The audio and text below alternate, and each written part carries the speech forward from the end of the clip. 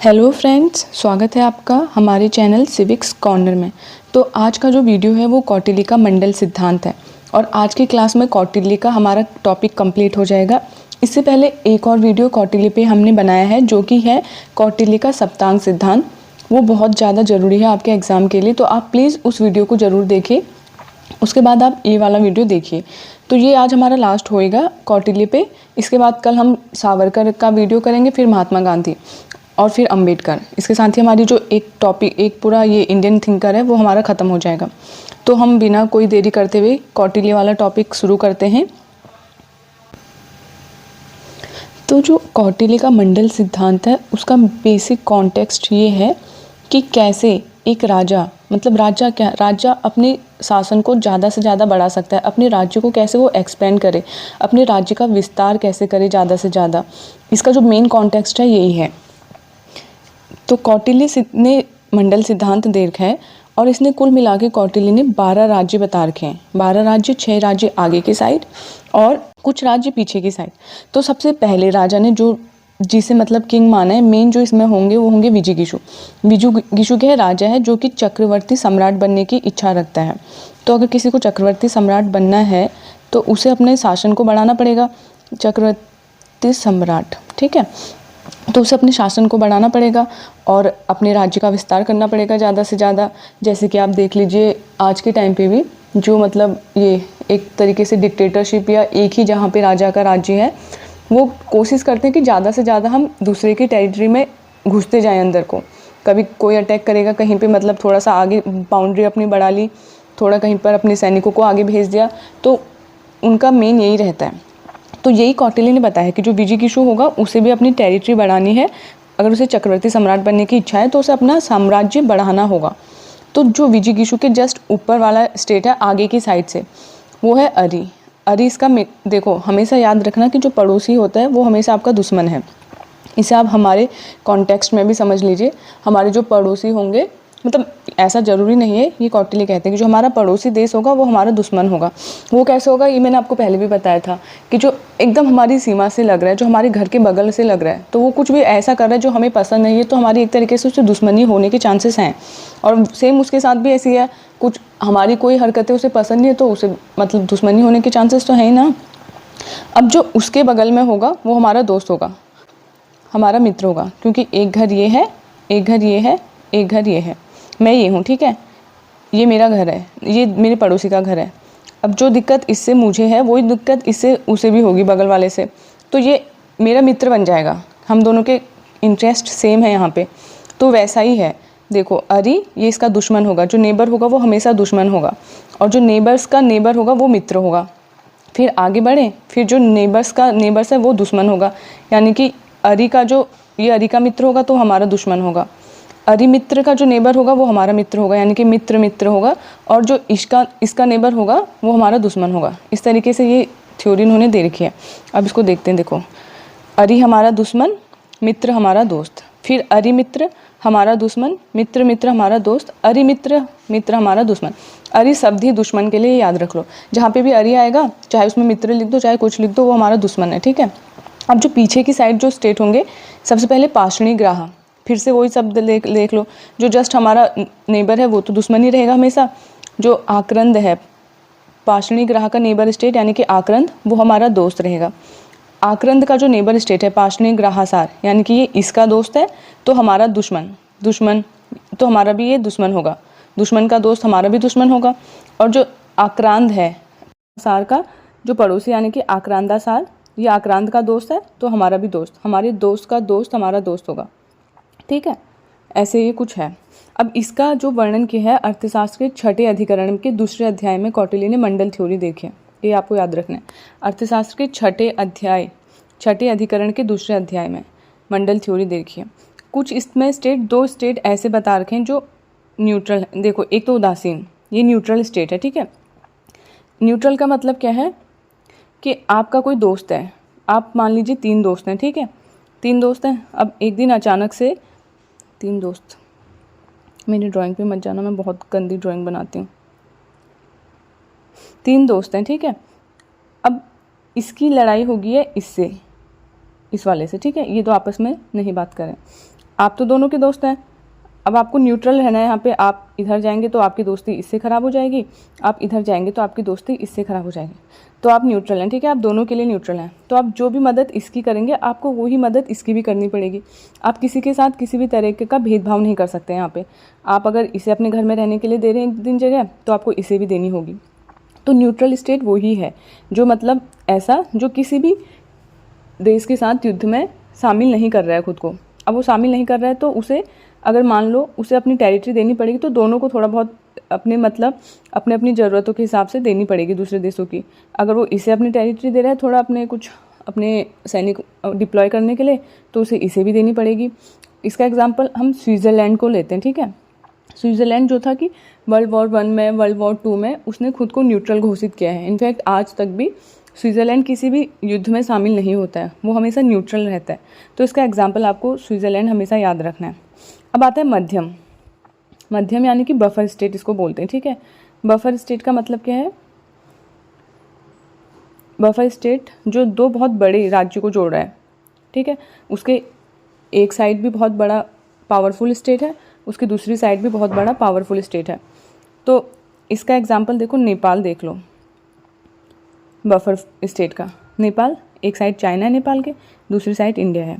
तो नेपाल ऐसा है जो मतलब उसे दोनों से वो फ़ायदा उठाने की कोशिश करेगा। बफर स्टेट का यही मतलब है कि उसे ऐसे अपने को रखना है कि वो चाइना से भी कुछ फ़ायदा उठा ले, कुछ इंडिया से भी फ़ायदा उठा ले।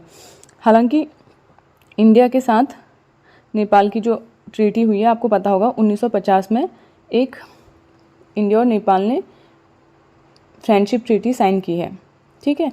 तो उसके अकॉर्डिंग चाइना इस्तेमाल नहीं कर सकता है नेपाल का कोई भी टेरिटरी को। चाइना अपनी फ़ायदे के लिए इस्तेमाल नहीं कर सकता है। तो फिलहाल तो इंडिया ही करता है, बट नेपाल की हमेशा कोशिश रहती है कि वो कैसे भी करके दोनों स्टेट से अपना फ़ायदा देखे।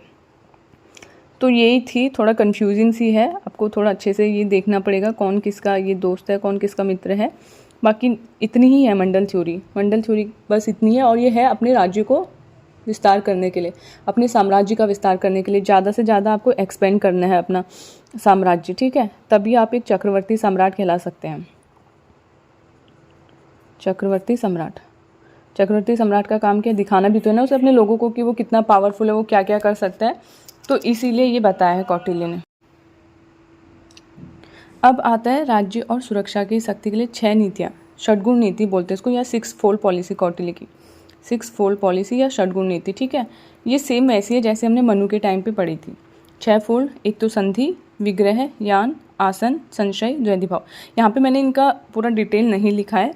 अगर आपने मनुस्मृति वाला वीडियो नहीं देखा है तो प्लीज़ आप उसको देखिए, वहाँ से आपको ये पता चल जाएगा। हालांकि बेसिक मैं आपको बता रही हूँ अभी कि संधि का क्या मतलब है, मतलब क्या है ये 6 नीतियाँ। तो 6 फोल्ड पॉलिसी में जो सबसे पहले आता है संधि। संधि आप किसके साथ करेंगे? संधि मतलब दो, जहाँ पे आप नहीं अपना पावर दिखा पा रहे हैं, थोड़ा आप कमज़ोर हैं, तो वहाँ आपको संधि करनी है। जिस राजा के साथ आपको संधि किससे करनी है? कोई स्ट्रॉन्ग है, शक्तिशाली है, तो उस राजा के साथ आप संधि कर लीजिए। ये किस लिए कि आपको अपने राज्य को एक सेफ रखना है, सिक्योरिटी राज्य की, उसकी सिक्योरिटी के लिए, और अपनी शक्ति में आप कैसे वृद्धि कर सकते हैं उसके लिए आपको ये 6 पॉलिसी बता रखी हैं कौटिल्य ने। तो सबसे पहले थी संधि, यानी कि संधि आप उसके साथ करेंगे जो हमसे ज़्यादा स्ट्रॉन्ग है, तो उसके साथ हम बनाए रखेंगे। कोशिश रहती है कि हाँ यार इससे बनी रहे, अपना नुकसान क्यों कराना है किसी ताकतवर इंसान से पंगा मोल लेके, ठीक है। तो दूसरा जो है वो है विग्रह। विग्रह में यहाँ पे क्या होता है कि तनाव की स्थिति बनी रहती है, यानी कि कभी भी युद्ध छिड़ने की आशंका रहती है। तीसरा है यान, यानी कि अब सेनाओं को अपनी तैयार कर दीजिए आक्रमण के लिए, सेनाओं को आक्रमण के लिए तैयार करना, ठीक है। इसको आप प्लीज़ उसमें देखिए, वहाँ मैंने सब लिखा हुआ है अच्छे से। फिर आता है आसन। आसन यानी कि अपनी जो सेनाएं हैं वो दुश्मन सेनाओं के आसपास अपनी सेनाओं को डिप्लॉय कर देना, अपनी आर्मी को वहाँ लगा देना, कुछ ऐसे गुट बना के, ठीक है। फिर आता है संश्रय। संश्रय का मतलब है कि ऐसे शक्तिशाली राजा की मदद लेना जिसके ऑब्जेक्टिव सेम है। जैसे आज के टाइम पे हम देखते हैं ना, जैसे क्वाड, मान लो क्वाड है, सबके एक जैसा ऑब्जेक्टिव है, तो सब उससे जुड़े हैं। जैसे G7 है, इस तरीके से मतलब अपने से जो शक्तिशाली राजा है उसका हमें सहारा मिल जाए तो हमारा आगे ठीक रहेगा। मतलब कोई लड़ाई झगड़े की स्थिति आती है तो वो हमें सपोर्ट करेगा। इसका मैंने एग्जांपल आपको पिछली क्लास में दिया था कि 1971 में जब पाकिस्तान और भारत का युद्ध हो रहा था, तो हमारे पास सोवियत संघ था उस टाइम पे कि हाँ, ये हमें अगर दिक्कत होती है, कोई बड़ा युद्ध होता है तो सोवियत संघ हमारे साथ है, हमें डरने की ज़रूरत नहीं है। और लास्ट में आता है द्वैधी भाव। ये भी मैंने लास्ट टाइम बताया था कि दो फ्रंट हमें एक साथ नहीं खोलने युद्ध के लिए। एक राजा से अगर हमें हमारी दुश्मनी है तो किसी दूसरे राजा से हमारी दोस्ती होनी चाहिए। दोनों फ्रंट, आप दोनों राजा से सेम टाइम पे दुश्मनी नहीं कर सकते हो। तो एक से आपको मित्रता रखनी है, दूसरे से भले ही दुश्मनी हो आपकी, ताकि आपकी जिससे मित्रता है वो आपके ख़राब समय में आपका साथ दे। तो ये थी राज्य की सुरक्षा की 6 नीतियाँ। इनको 6 फोल्ड पॉलिसी भी बोलते हैं, जो कि किसके लिए थी? राज्य की वृद्धि और राज्य में पावर को अपनी बढ़ाने के लिए, अपनी शक्ति को बढ़ाने के लिए ये 6 पॉलिसी दी हैं। अब कुछ 4 उपाय भी दे रखे हैं अपने राज्य में, कैसे दूसरे राज्य को अपने राज्य में मिला सकते हैं या अपने राज्य को एक्सपेंड करने के लिए। सबसे पहले साम वही मतलब समझा बुझा कर कैसे भी करके शामिल कर लेना किसी छोटे राज्य को। फिर दाम यानी कि धन देकर, दंड बल या आक्रमण के द्वारा, भेद डिवाइड या रूल। अच्छा देखो, साम और जो दाम है ये निर्बल राजा करेगा, क्योंकि आप समझा रहे हो किसी को, तो यानी कि आपके पास उतनी पावर नहीं है। आप पैसा दे के किसी को ले रहे हो तो नहीं है आपके पास पावर, आप सीधे अटैक करने की अभी स्थिति में नहीं हो कि आपने गए, आप अटैक किया, आप जीत गए, आपकी सेना जीत गई और अब वो राज्य आपके उसमें शामिल हो गया। तो यहाँ पे अगर आपके पास इतनी पावर नहीं है तो आपको ये 2 मेथड अपनाने हैं, ठीक है। आपको या तो समझा बुझा कर कोई संधि करके उससे अपने साम्राज्य में मिला लेना है, या उसे धन देकर अपने साम्राज्य में मिला लेना है। कोई हमसे गरीब राज्य है तो इस तरीके से। अब जो शक्तिशाली राजा है वो ये तो नहीं करेगा, उसके पास इतना टाइम तो है नहीं कि वो जाएगा, संधि करेगा, सिग्नेचर करेगा। तो वो क्या करेगा? सीधे दंड यानी कि आक्रमण या बल, अपनी सेनाओं को भेजेगा, सीधे आक्रमण करके, इतना अगर शक्तिशाली है तो वो दूसरी सेना को हरा देगा और वो सेना उसके राज्य में आ जाएगी, वो स्टेट वो उसके अंडर में आ जाएगा वो राज्य। फिर है भेद यानी कि डिवाइड एंड रूल। कोई 2 स्टेट को आपस में लड़ा दो और उनको मतलब बांट दो आपस में, जैसे अंग्रेजों ने हमारे साथ किया था। तो उसी तरीके का ये भी है, आपने डिवाइड रूल, और फिर उसके बाद उन दोनों के साथ आपको रहना है और उनको अपने उसमें कर लेना है, अपने राज्य में मिला लेना है।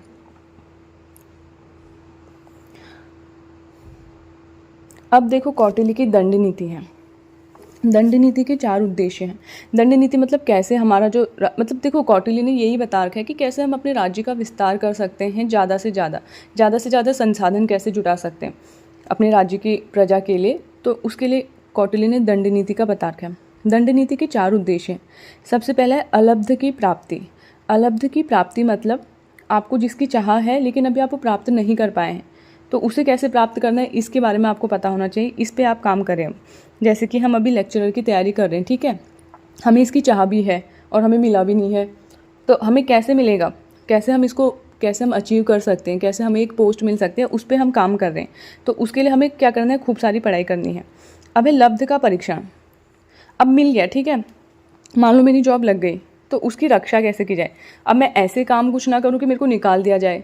मेरा जो वहाँ पे बिहेवियर होना चाहिए वो अच्छा होना चाहिए। मैंने जॉब तो मेरे को मिल गई है, अब इसका ही मतलब थोड़ा कि मैं आराम से जाके वहाँ बस पढ़ाऊँ भी ना किसी को और मज़े में रहूँ, तो ऐसा नहीं करना है। हमारा बिहेवियर इस तरीके का होना चाहिए, हमारा चरित्र मतलब ऐसा होना चाहिए कि वो सेफ़ रहे हमारे पास जॉब, और हम कुछ गलत ना करें ताकि हमें निकाल दिया जाए। तो यहाँ पे इसका मतलब है कि ठीक है, मुझे किसी चीज़ की चाहती, कोई संसाधन था, वो मुझे मिल गया, अब मुझे उसको सेव करके रखना है ताकि वो मेरे हाथ से चले ना जाए, या कोई किसी और की नज़र उस पर है तो वो छीन के ना ले जा ले, आक्रमण करके उसे अपने उसमें ना वो कर ले। रक्षित का विवर्धन। आपने इसकी आपने रक्षा की, आपके पास है, मान लो कोई मणि थी आपके पास, आपने प्राप्त कर लिया उसको सबसे पहले, अब आपने उसकी रक्षा करी। अब उसका आपको वो कैसे करना है, प्रिजर्व कैसे करना है उसको।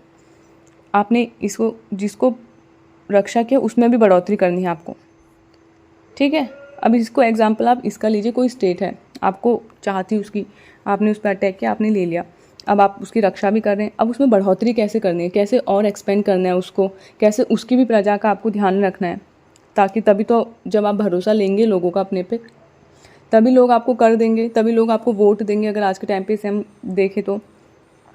अब ठीक है, मैंने ले लिया, अब उसका फेयर डिस्ट्रीब्यूशन कैसे होगा। मैंने बहुत सारी चीज़ें ले ली हैं, बहुत सारे मेरे पास, कहीं मैंने अटैक किया, बहुत सारे मेरे को मोती जवाहरात मिल गए, बहुत सारा धन मिल गया, बहुत सारे सैनिक मिल गए, बहुत सारे आर्मी की वो मिल गए, औजार मिल गए।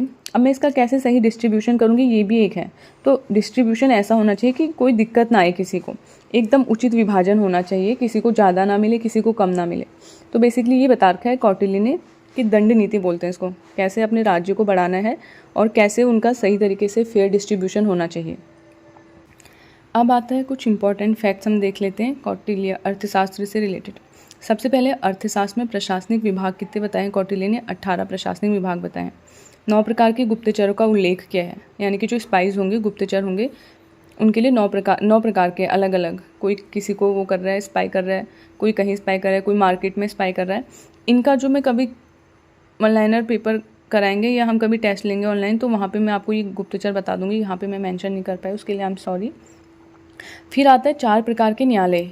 भाई जस्टिस तो तुम्हें देना ही पड़ेगा ना, तो 4 प्रकार के न्यायालय हैं। सबसे पहले जनपद संधि न्यायालय, संग्रहण न्यायालय, द्रोणमुख न्यायालय, स्थानीय न्यायालय, यानी कि वही कोई एक जनपद में होगा, कोई गांव में, और स्थानीय जगह पे न्यायालय होगा, यही सब है इसका मतलब। 17 प्रकार के कानून बता रखे हैं कौटिल्य ने। 3 प्रकार के रोजगार कैसे कैसे मिल सकता है, कृषि से, पशुपालन और व्यापार। अब एक रूपदर्शक है। रूपदर्शक कौन था? जो मुद्रा और की जांच पड़ताल करेगा वो अधिकारी को रूपदर्शक बोलते हैं। इसके साथ ही कुछ छोटे मोटे से ये हैं यहाँ पे 3 प्रकार के युद्ध बता रखे हैं, ठीक है। 3 प्रकार के युद्ध कौन से हैं? पराक्रम युद्ध। पराक्रम युद्ध में आप सीधे आक्रमण कर रहे हो, यानी कि वही शक्तिशाली जो राजा है उसके लिए पराक्रम युद्ध है, डायरेक्ट वॉर। कूट युद्ध यानी कि गुरिल्ला वॉरफेयर से आप जब वो करते हो, जैसे जब हम देखते हैं मराठा साम्राज्य पढ़ते हैं तो मराठा काफ़ी इसमें एक्सपर्ट थे। गुरिल्ला जंगलों में छिप छिप के आप अटैक कर रहे हैं तो उसको गुरिल्ला वॉरफेयर कहते हैं, कूट युद्ध। और ये बहुत लंबा चलेगा, इसमें बहुत टाइम लग सकता है, सालों साल लग सकते हैं इसमें। फिर आता है तुस्निम युद्ध यानी कि प्रॉक्सी वॉर। प्रॉक्सी वॉर यानी कि आप डायरेक्ट अपनी आर्मी को नहीं भेज रहे, रेदर आप कुछ लोगों को अपने स्टेट के कुछ ऐसे आपने तैयार करके रखें, उन्हें आप भेज रहे हैं किसी दूसरे स्टेट में वॉर के लिए, यानी कि इनडायरेक्टली किसी तरीके से आप अटैक करने के लिए भेज रहे हैं। कुछ 3 प्रकार की विजय बता रखे हैं कौटिल्य ने, विक्ट्री, ठीक है। सबसे पहले धर्म विजय, यानी कि धर्म विजय के सच्चाई के साथ मैंने पूरे अपने सही तरीके से जो कोई छल कपट नहीं किया है जहाँ पे, उस विजय को क्या बोलेंगे हम? धर्म विजय। लोभ विजय यानी कि मैंने दुश्मन की सेना को कुछ धन का लालच दे दिया है, कुछ उनके इकोनॉमिक धन का लालच दे दिया है, इकोनॉमिक उनके जो आर्थिक संसाधन उनको प्रोवाइड करा दें। जैसे कि इसका एग्जाम्पल आप देख लो, मीर जाफ़र, जब क्लाइव ने वॉर किया था बैटल ऑफ प्लासी, तो उसने मीर जाफ़र को यही लालच दिया था कि वो उसे राजा बना देगा बंगाल का, ठीक है। और उसने मान भी लिया था, इस वजह से वो बैटल हार गया था सिराजुद्दौला। तो यहाँ पे ऐसा ही जो दुश्मन की सेना है उसे आप धन का लालच देकर अपनी सेना में मिला सकते हैं। असुर विजय, यहाँ पे आपने गलत तरीके से धोखे से किसी को मारा है, मान लीजिए आप युद्ध कर रहे थे, कुछ रूल्स होते हैं ना जब हम वॉर करते हैं कि अगर कोई, मतलब मुझे भी नहीं पता क्या होते हैं, जैसे हम जब महाभारत वगैरह देखते हैं तो उसमें पता चलता है कि अच्छा अगर कोई इस स्थिति में तो आप उसे नहीं मारेंगे, तो ऐसा आप कुछ नहीं सोच रहे, आपने धोखे से या गलत तरीके से मौका मिला जैसे आपने, वैसे उसको आपने मार दिया। तो इतना ही था कौटिल्य में। आई होप कि आपको वीडियो समझ आया हो, और अगर नहीं भी आया तो आप मुझे बताइए, थोड़ा आपको मुझे लग रहा है कि यहाँ इस वाले पोर्शन में दिक्कत आ रही होगी। मैं कोशिश करूँगी कि फिर हम जब सवाल करें तो वहाँ पे आपके ये डाउट्स पूरे अच्छे से क्लियर हो जाएं। तो आज के लिए बस इतना ही। अगर आपने चैनल सब्सक्राइब नहीं किया है, अपने वीडियोज़ को लाइक कर दीजिए और चैनल सब्सक्राइब कर दीजिए, अपने दोस्तों के साथ शेयर कर दीजिए जो भी पॉलिटिकल साइंस से तैयारी कर रहे हैं। Okay, bye, thank you.